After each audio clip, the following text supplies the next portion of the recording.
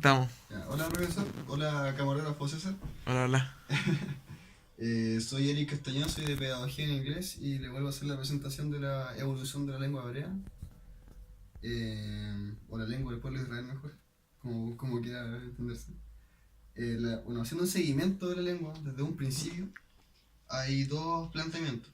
Uno sería el divino religioso, que lo plantea el tradicionalismo judío desde su religiosidad, que es que asegura que la lengua tiene un origen divino, o sea, proviene de Dios. Pues sería la lengua que Yahvé habló con Adán al momento de la creación. Y en la línea genealógica de Adán, él la heredaría a su descendencia. Y Noé, que es es su último descendiente como antediluviano, la hereda a su hijo Sem, bueno, a los dos también, pero esa se le hereda a los tres, pero Sem después su descendencia poblaría los lugares donde después se encuentran las lenguas de habla semítica, como le pusieron unos historiadores de filogenética. En las lenguas de habla semítica hay una especial que sería el hebreo. El hebreo es una lengua que proviene de la rama de Eber, puesto que Eber sería uno de los hombres una de las descendientes de Sem, que estaría presente durante la construcción de la Torre de Babel, y él al no involucrarse en la construcción de la Torre de Babel, Yahvé no le confunde la lengua al momento en que desciende los cielos en la construcción de la Torre de Babel. Y al no confundir la lengua, él conserva la lengua que proviene directamente de Adán. Y esa sería como la teoría en sí que propone el tradicionalismo judío para defender que el hebreo es una lengua divina. Por otro lado tenemos el postulado de la filogenética, que es los estudios de la lengua, de las lenguas, según su origen común. Eh,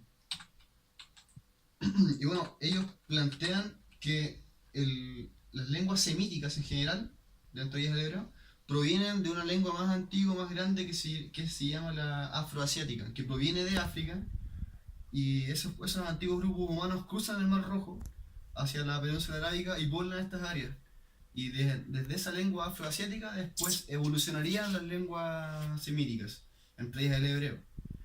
Y según esto, se puede entender que Abraham no hablaba, o sea, en realidad como toda la línea genealógica de Adán no habla hebreo. No habla hebreo, sino que, por ejemplo, Abraham cuando parte de Ur era parte del imperio acadio, así que se espera que hablara acadio, o en su defecto hablara arameo, puesto que estas áreas ocupadas que ocupan el itinerario que hace Abraham desde Ur hasta Canaán son de habla aramea. E incluso Arán, que es un lugar donde Abraham eh, se detiene un tiempo y hace familia, es una zona de habla aramea. E incluso aún más, Moisés cuando hace sus tablas y describe o menciona el juramento que tiene que hacer el judío para como juramentar su amor a Dios, eh, dice mi padre era un arameo errante. O sea que él identifica a la ascendencia de los patriarcas como arameos. Y bueno, ahí queríamos con el postulado de la filogenética. Bueno, en la lengua hebrea eh, sería la lengua nativa hablada vivamente por el imperio israelita, pero durante la ocupación hubieron diversas ocupaciones que dominaron ese imperio durante muchos años. Pero la última fue la romana. La romana termina después por expulsar a los judíos de Canaán, y aquí comienza un periodo que se conoce como la diáspora, en que el pueblo judío se disuelve como nación y queda errante por el mundo. Ahí con eso pierde su lengua, puesto que cada grupo humano judío que emigró a ciertos lugares asumió la lengua del lugar al que fueron y la combinó un poco con la suya. Perdón. Este tiempo de diáspora, el idioma hebreo quedó restringido para su uso litúrgico y académico.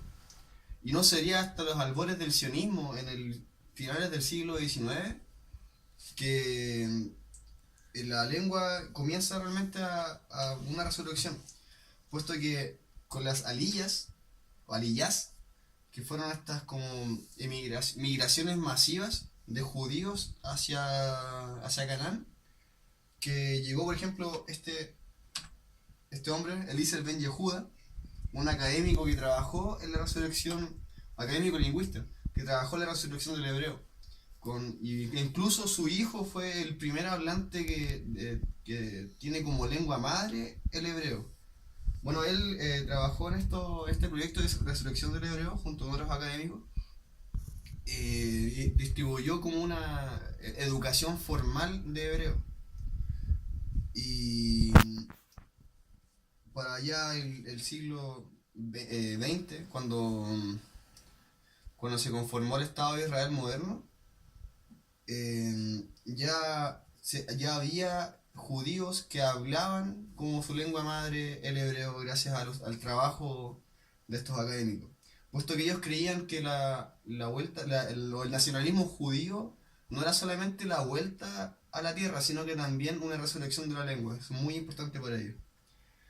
Y gracias a esta alfabetización que data desde entonces, ya se ha ido evolucionando con el tiempo, hoy en día el 90% de los hebreos manejan ya casi hábilmente esta lengua. Eh, y bueno, hoy en día el, el idioma que se habla, la lengua que tiene el Estado de Israel como oficial es el hebreo, obviamente, pero también el árabe. Esto porque durante el tiempo de la diáspora, la Palestina que se conocía antes se ocupó por los árabes, que, que hoy en día ocupan igualmente una gran parte de la población. Ellos eh, hablan árabe, pero son una minoría incluso marginada en Israel, puesto que el judío actual planea como una especie de hebraización de su país. Eh, y el Estado maneja una idea monolingüista. Por ejemplo,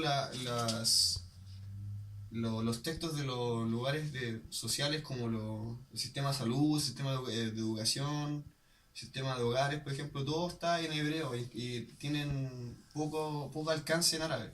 Y las personas que no manejan el hebreo quedan marginadas de estos recursos sociales.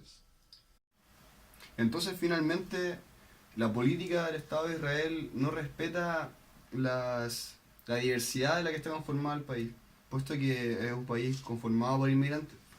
Y tampoco respeta a los pueblos a los pueblos originarios que ocupaban Palestina antes de la conformación del Estado de Israel. Además, el año pasado se promulgó por el Parlamento israelí la ley del hogar nacional, que define al Estado de Israel como el hogar nacional del pueblo judío.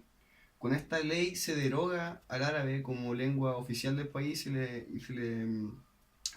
le baja a un estatus de segunda lengua o lengua foránea casi. Eh, También esta ley lo que hace es que pone, le da como una prioridad a a los valores tradicionales judíos antes que los valores democráticos. Lo que hace esto es que denota que en nuestro punto, denota que la selección o este sesgo monolingüista hebreo del Estado de Israel responde a valores tradicionales judíos, a un sesgo religioso, antes que a un análisis de la realidad sociocultural del país y un respeto a su diversidad. Bueno, con esto termino la presentación, espero que cubra todos los puntos esta vez y muchas gracias por eso.